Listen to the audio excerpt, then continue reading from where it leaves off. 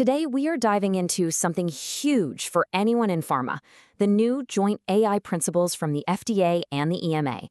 There's a big regulatory storm converging on the year 2026, and believe me, the clock is ticking, so let's get right into it. This is really the big question, isn't it? Every pharma company, every CRO, every life sciences tech company, you have to ask yourself this right now. Because the answer is going to depend entirely on what you do about the changes we're about to break down. Okay, circle this date on your calendar, January 14th, 2026. This joint publication, it's not just another white paper. No, this is a landmark moment. It's a massive signal showing exactly where regulators are headed on both sides of the Atlantic. It's basically the starting gun for a whole new era of AI governance. And that brings us to this idea of the 2026 compliance clock. So, what is this impending deadline really all about? And what exactly are these guiding principles, this GAIP? So GAIP is basically a set of 10 core principles for using AI safely and transparently. But here's the kicker. Right now, the framework is technically voluntary. But, and this is a big but, everyone expects it to become the backbone of mandatory regulations down the line. This is literally the playbook regulators are going to be using. So you might be wondering, why all the urgency? Why now? Well, it's because regulators aren't just thinking about some far-off future. They're responding to what's happening with AI in the real world today. And this is the key. AI has officially left the lab. It's not an experiment anymore. It's being used right now in everything from drug discovery to process controls and manufacturing. And as soon as AI outputs start feeding into decisions that directly impact patient safety, well, regulators have no choice but to step in and set some clear rules of the road. You also have to realize that GAIP doesn't exist in a vacuum, not at all. It's just one piece of a much, much bigger puzzle. I mean, just look at this timeline. You've got the EU AI Act rolling out in stages, with full enforcement for high-risk systems hitting in August 2026. And at the same time, the final version of GMP Annex 22 is expected. It's like a perfect storm of AI regulation, all centered around 2026. And hey, if that timeline doesn't grab your attention, maybe this number will. Non-compliance with the EU AI Act could cost you up to 35 million euros. Or, get this, 7% of your global annual turnover. The financial risk of getting this wrong is, well, it's enormous. Now, let's dive a little deeper into the operational side of things, because this is huge.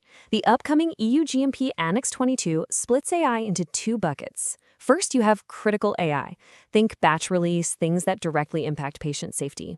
The rules here are incredibly strict. No generative AI, and it has to be fully explainable. Then you have non-critical AI, things like scheduling.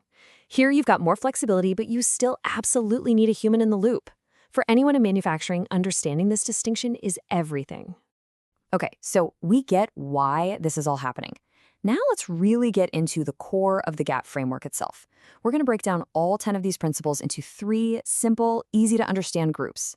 The first group is all about the foundational philosophy. It boils down to this. You have to put humans and patients first. Simple as that. You also have to make sure your level of control matches the level of risk. And, super important, remember that GAIP doesn't replace old standards like GXP. It actually builds right on top of them. Now, the second and biggest group covers the real nuts and bolts, the entire AI lifecycle, from start to finish. The big takeaway here is that you need a holistic view.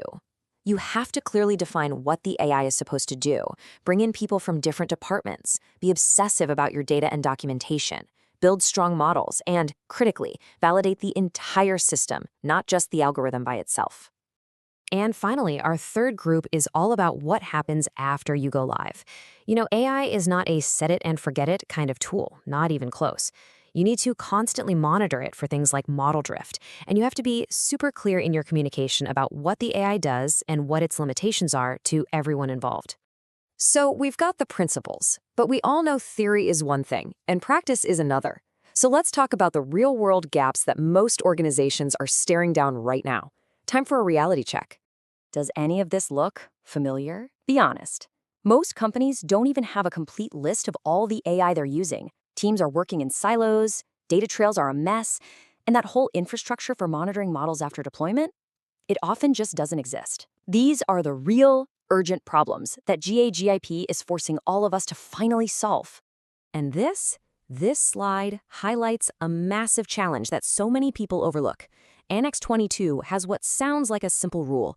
Prove your AI is as good as or better than the manual process it's replacing. The problem? How can you possibly do that if you never formally measured how well the manual process was doing in the first place? This is a huge, huge blind spot for a lot of companies. Okay, enough about the problems. We've laid out the principles. We've identified the gaps. Let's pivot to solutions. What can you actually do starting today to get ahead of that 2026 clock? Here it is. 4 concrete things you can do right away. First, map out every single AI and machine learning system you're using, no exceptions. Second, figure out which of those fall under the high-risk category for the EU AI Act. Third, break down those silos and create a dedicated AI governance committee with people from across the company. And fourth, start benchmarking your critical manual processes now. Don't wait until it's too late. Because at the end of the day, this isn't just about dodging fines. It's about building trust with regulators. When you align with GAIP early, you start to transform your AI from something that could be a liability into a genuine regulatory asset.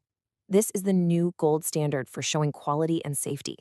And the companies that get on board now are the ones who are going to define the future of AI in medicine.